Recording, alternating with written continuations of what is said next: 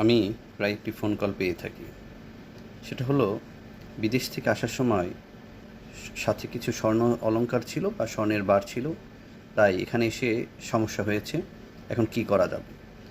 এখন বিষয় হলো, এভাবে আপনি নিয়ে আসলে তো সমস্যার সম্মুখীন হবেন, এটাই স্বাভাবিক। তবে যদি আপনি নিয়মের মধ্যে নিয়ে আসেন তাহলে আপনি সমস্যার সম্মুখীন হবেন না। তাহলে প্রথমে আমাদের জানতে হবে নিয়মটা আসলে কী। হ্যাঁ, আপনি এক্ষেত্রে ২ টা নিয়ম আছে। সেটা হলো, যদি আপনি নারী হন, সেক্ষেত্রে প্রাপ্তবয়স্ক নারী হলে আপনি পরিধান করে বেশ কিছু স্বর্ণ অলংকার নিয়ে আসতে পারবেন। তবে সেটা যেন দেখতে বৈধ এবং স্বাভাবিক মনে হয়। আপনার অস্বাভাবিক কিছু অবশ্যই প্রশ্নের সম্মুখীন হতে হবে এবং আপনি ঝামেলায় পড়তে পারেন। এখন আসেন পুরুষের ক্ষেত্রে।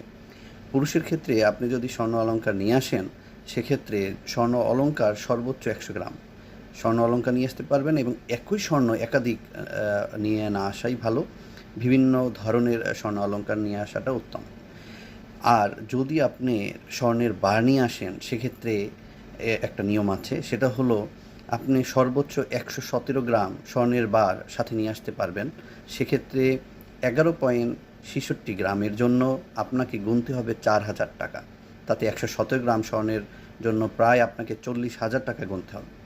এখন আমি মনে করি যে আপনারা যেটাই করেন অবশ্যই নিয়মের মধ্যে করবেন এবং আপনার সাথে যে স্বর্ণ আছে সেটা আমাদের ডিক্লারেশন যে ফর্ম দেওয়া হয় সেই ফর্মে অবশ্যই উল্লেখ করবেন। তাহলে আপনি আর কোনো হয়রানির শিকার হবেন না এবং আপনি ভালোভাবে এটা ক্যারি করতে পারবেন। সবাইকে ধন্যবাদ। ভালো থাকবেন। আসসালামু আলাইকুম।